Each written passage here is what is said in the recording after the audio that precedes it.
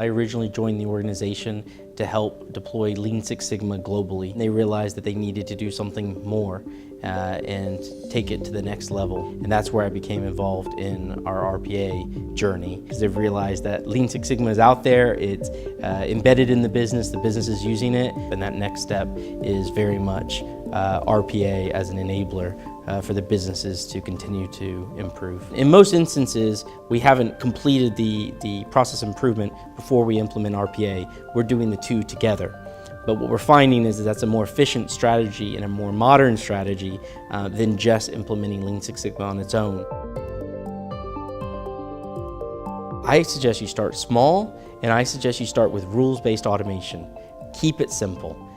Get it across the line, you'll learn a lot about the technology, the platform, then you can continue to expand into the other things like integrating with AI, but you have that basis to grow on where you've already proven yourself through a proof of concept or through an initial pilot. So one of the core requirements that I received from all of our businesses up front was you had to have a tool that could interact with Citrix. When they're using a third-party system and they have to automate, they know they have that capability. Each country, each business unit has a different technology environment and had different needs to be met.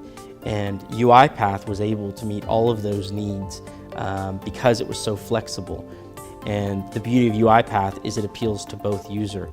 Some countries wanted to be able to take a tool and train the existing users.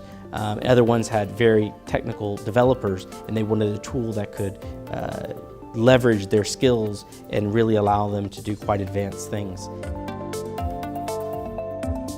So for businesses that are growing or are focusing on something like claims handling, where they're expecting an increase or a spike and they want to be able to handle that, I would expect a robot workforce to be able to deal with that spike. And so when I think of scalability, easily go from one robot handling a process to 10 robots handling a process to deal with that and make sure that we're adhering to our customer SLAs. The other element of scalability, though, I think is about deploying RPA. And it's around how you design it. So creating reusable components is key. So the first process you automate uses this core activity, and then the next one you do, you look for other processes that could leverage that as a starting point and then develop further. And we feel that UiPath supports that component-based architecture very well and allows us to manage our program in a way that makes it scalable. We can go from having one process this week to, in a couple of weeks, having 2, 3 more up and running based on those same components, those same modules. If you haven't built the robotic process automation in a way that's easy to maintain and has a built-in BCP plan, then if that robot goes down, it actually represents a huge risk to the business. When I'm starting to work with a new business unit, I try to understand what their motivation is.